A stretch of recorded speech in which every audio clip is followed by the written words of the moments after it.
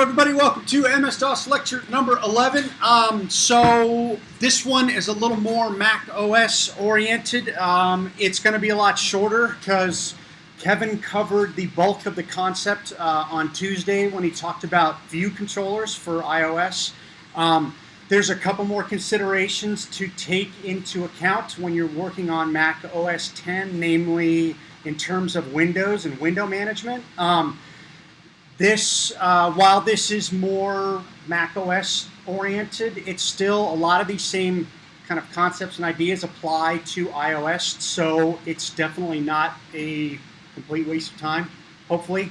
And then there's also the demo that I'll show you will also give you a few pointers that work for both platforms. So what we're going to be talking about is the view and window controllers for Mac OS. Technically, the window controller is a view controller.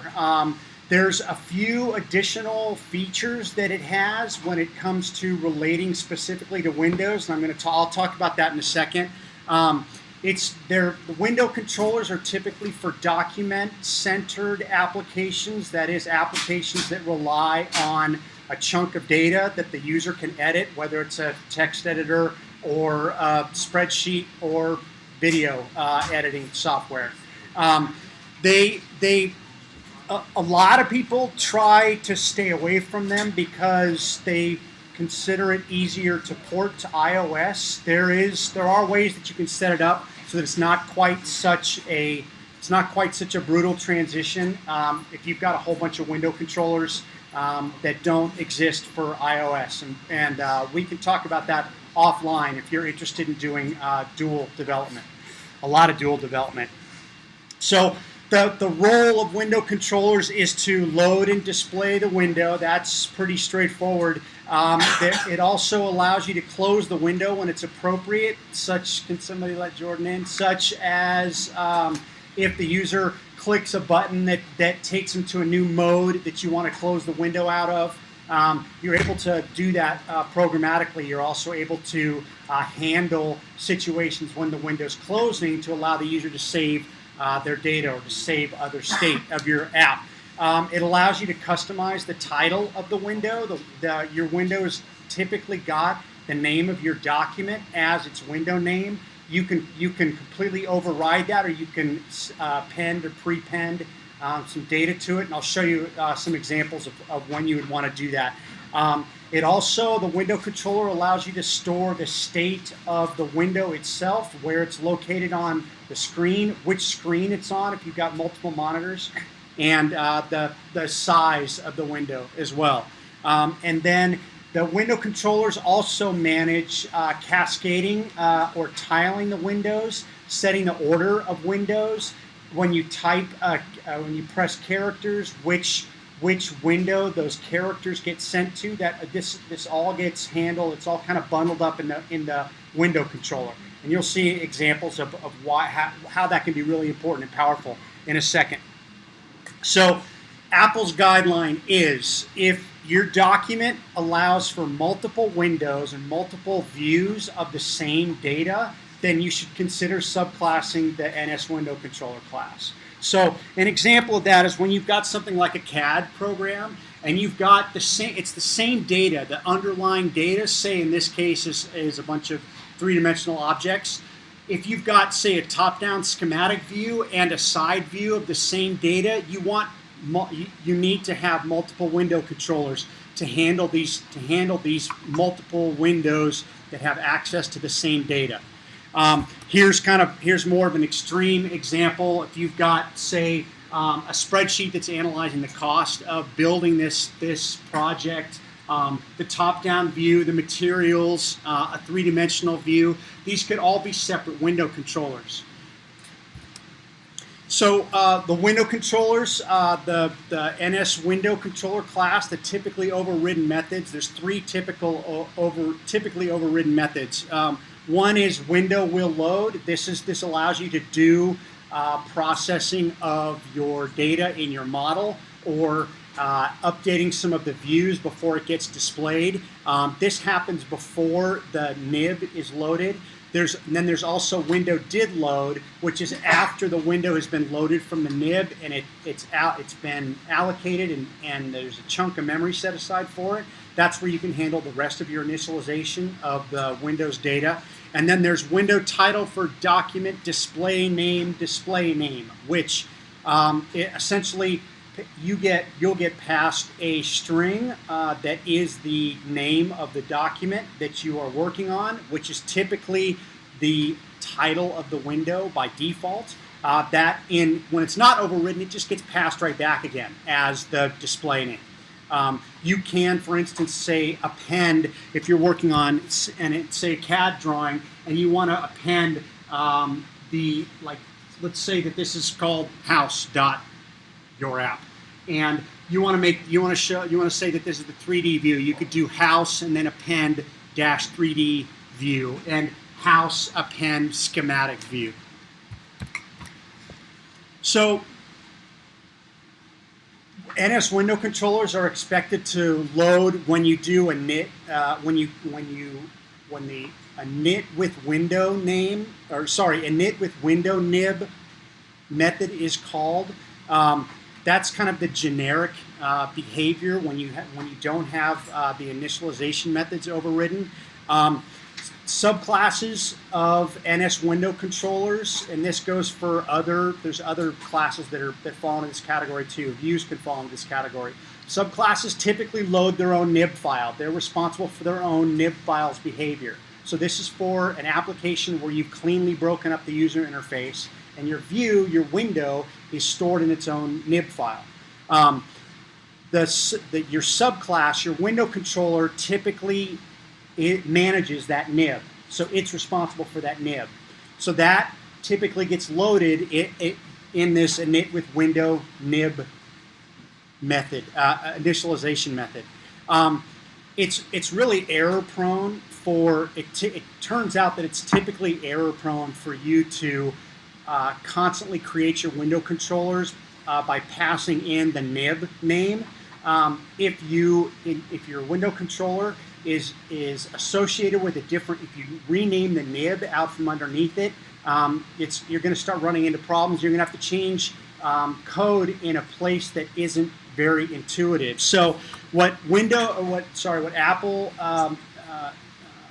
recommends that you do for overridden NS window controllers is just override the init method, which doesn't take any parameters, just returns back self. Override that and have that call init with window nib name. And I'll show you an example of that if that isn't very clear at this point, which I wouldn't blame you. Bottom line is, init with window nib name is typically how these window controllers get allocated and initialized.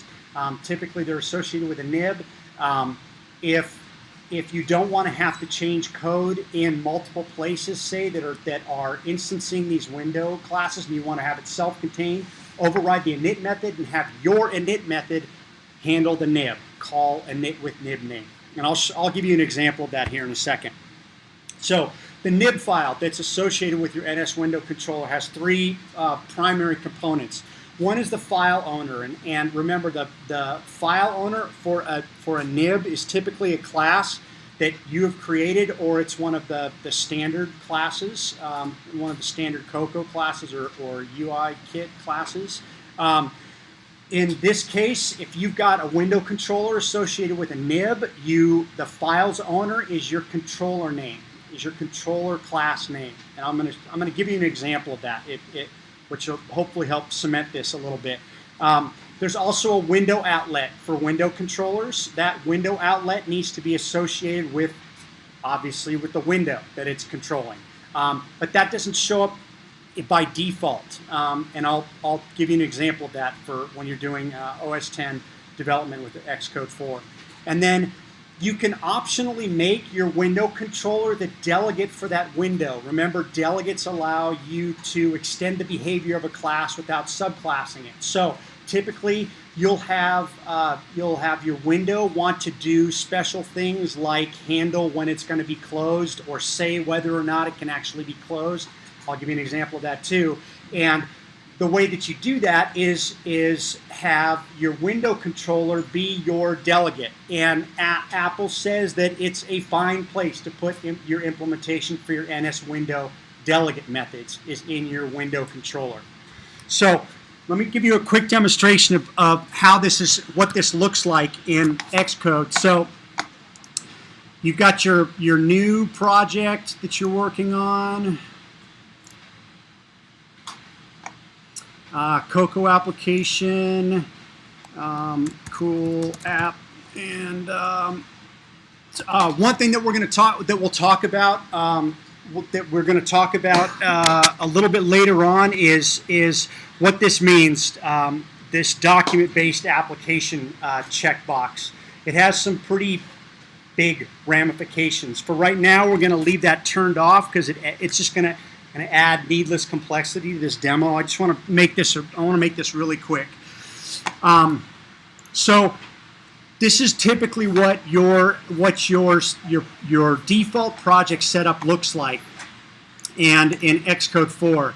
And you've got your app delegate here. You've got your main menu, which is the default zip file that gets loaded up when your application starts up. And in this case, for OS 10, the default project setup is have your main menu resources, your window that's associated with your application, your app delegate, and a font manager object, which we don't need to discuss. And you can do everything inside of your app delegate, but typically you want to, if you're going to have any kind of larger application, you're typically going to end up with window controllers. Here's what it looks like setting them up. So what we want to do first is we want to create a new file, and it's going to be a new Cocoa class. We're going to call it my window controller. We're going to subclass NS window controller. So this should all look painfully familiar. So we've got our window controller, and we've got this method init with window, and you can create windows in a separate zip file, which you can do graphically, and I highly recommend if you want to visually lay out your user interface. You can also create them programmatically. If you do that, you need to associate the window controller with the window. This is how you do that. You'll initialize your window controller, and you'll pass in a window that you've created programmatically. We're not going to do that, so we're just going to chuck that. You'll see here that you've also got the default window did load override. Since it's so common, it's been put in there. It calls the NS window controllers window did load, and then you can put any of your additional code after that that you want to have handled before the user starts working on the data in that window. This is the place that you put all of your initialization and customization routines. So what we're going to do is, and this is the kind of the new part, is we're going to create a new zip file, and we're going to create a new window, and we'll just call it creative name window. So we've got this is going to be our applications window. This is going to be what our data is going to be displayed in. You can have multiple windows here if you want to. We're just going to keep it simple. So here's the window here, and you'll see that all we've done is create the object, but nothing's really been set up. You'll see too that the file's owner is just a generic NS object class. This is where we were talking about. This is where you want to set the file's owner to be your window controller class, so that you can connect all of your other user interface elements in your window to your controller. So all we're going to do is change it to my window controller class. And we can we'll look at the bindings here, and you'll see here's the outlet for the window. This is what I was talking about, where you need to make sure that you've got this attached to your window. And remember, you can drag it here, you can drag it here, and set the outlet for the window controller's window to be the window object that's in your zip file. One thing to remember is that now we've got two windows. We've got this default window that starts up automatically when main menu is opened, but we've also got our window that we're subclassing the window controller for. So what I want to do is I'm gonna get rid of this window that's inside of the default main application zip file, because we're going to have it all self-contained here. So then we'll go to the window controller, and normally, or what you'll see in some of the documentation is you'll see that what gets overridden, and remember this is an NS window controller subclass. What gets overridden is a init with window nib name. Remember, if we do this, when we instantiate the window controller, we have to put the nib name in, and we have to keep changing that if the nib name changes. So what we're going to do instead is we're just going to override the init method. Oops. We're going to override the init method, and we're going to have it actually call init with window nib name, and then we're going to pass in the name of the nib. So what we're doing is we're keeping all this self-contained. The window controller is responsible for the nib file, and on the outside, all we have to do is allocate and initialize our window controller, and it handles all of the nib and user interface loading itself. It's called window. Remember, initializing stuff with nib names, you don't put the file extension there. It's just the name of the file without the extension. And then there's actually, we'll just leave this for right now. So that's all there is to it. We need to make sure that this is an initialization routine. So what we're going to do is we're going to get the pointer to ourself out of the superclass and it with window nib name, and then just return our self. Standard initialization behavior, except now we've moved the loading of the nib inside of our window controller and kept it all packaged. So in our app delegate, the typical setup is having this outlet to this window. That was in our main menu.zib. What we're going to do instead is we're going to just turn this into an outlet to my window controller. Call it window controller. Need to import my window controller. So we've got that, and then we need to make sure that in our app delegate we're going to synthesize the window controller. And so now we've got an instance variable that we can reference directly. So all we're gonna do is say window controller equals my window controller init. Sorry, alloc init, and because the nib name is all rolled into the init method, we don't have to supply it here. It keeps it very kind of neat and tidy. And then we want to make sure in our deallocation routine that we get rid of our window controller. We want to get rid of this window controller because we've allocated it and released it.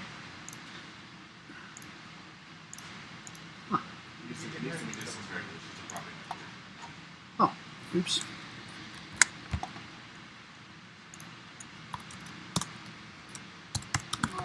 Controller.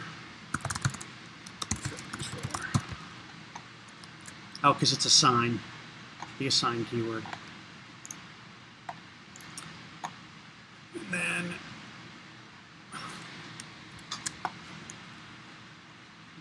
oh, that's what it is. Oops. Pointer. Yeah. All right. So we'll just set a breakpoint here, and we'll go in here and take a look. Yes, you can debug on here. Take a look at the window controller here. We can step in. This is our window controller. We'll step over it. Take a look, and we'll see that's initialized it with the nib. We'll return the self, and that's all there is to it. Now we've got a window controller. But you'll notice something that is seems a little strange at first, especially since the Apple developer documentation makes a couple of mentions of don't specifically show your window, let the OS handle that in case the window is off the screen or it's been hidden on purpose. In the old days, and what I still do is specifically bring the window to the front, to the foreground, and all you have to do that is remember that we've got the window is an outlet that we've got associated in our zip file here.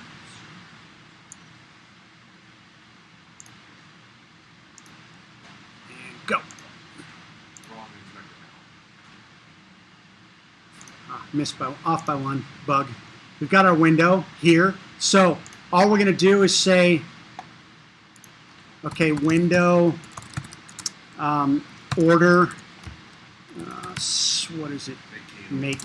I just want to do make order front. What is the order front? There we go. I'll talk about. I'll leave keys for the event stuff.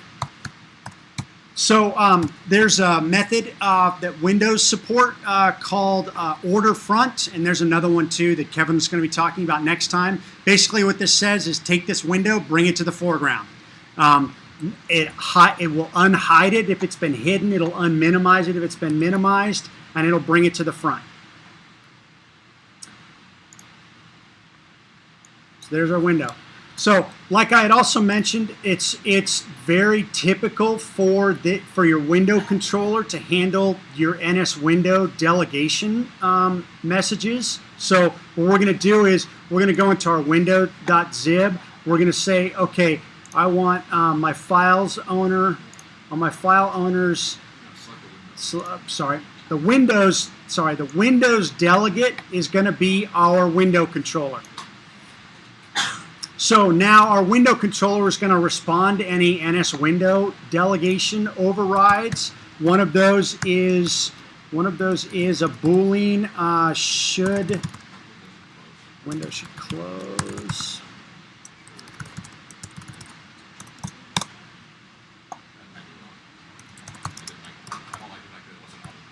Yeah, me neither. But you can check right here. Nope.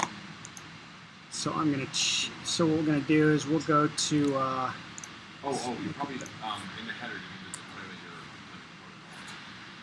otherwise it won't load the protocol. Oh, I see what you're saying. That's right. Because I didn't bother with the autocomplete and this is the NS window. No.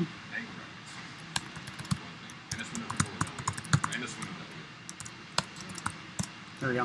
So our controller is also going to saying that we're going to handle the window delegate messages and provide overrides. Window should close is one of them, or should be one of them.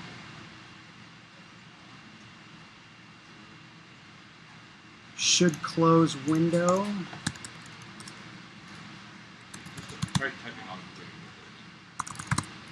Windows should close. Okay, that's right, because it's an ID sender. So Windows should close is one of the delegate messages that NS Window can override. Essentially, this asks your application, is it okay to close this window? You may say be doing have a long background process that's running, and closing the window is going to quit out of your application, which is another thing that you can handle by a delegation. You may want to give the user the option to save what they're doing or double check that they want the window to close, and if so, then you can go ahead and close the window. Otherwise, you can return back no. This is a pretty mean thing to do, to just return no unconditionally, which means that every time that this gets called, our delegate is going to say no, you're not allowed to close the window. So it won't respond to Windows, any of the menu commands or the user interface commands. All of the nice thing about the NS window controller too is that it puts these windows into layers, and we're going to talk about this later on when we talk about some more of the views and drawing and events and things like that. But Basically, it puts all these windows in. You get a lot of functionality for free by having a window controller. You get it added to the window menu. It can handle all the minimization and the hiding. It can let you know via delegation or notification when these events happen. So it's a really powerful way to customize your application's behavior in response to Windows and window events. Questions? Okay, same thing. There's a ton of documentation, the Apple developer documentation on this. If you have questions about it, feel free to post them on Piazza. And like I said, we're going to be talking. I'm not here next week. Kevin's going to be doing views, drawing, and events next week. I'll be in 6C next week, and then when we come back, we'll start talking about some optimization and profiling and fun stuff like that. Okay, and I just thought, just in case people weren't here on Tuesday, that I'd mention again that we have some iPod Touches to loan out. So if you would like one or are interested in getting one and you didn't ask for one or sign up for one on Tuesday, let me know. And we'll see how many we have that we can actually give out. We'll take care of that next week. There's no lab today, so you guys have a break.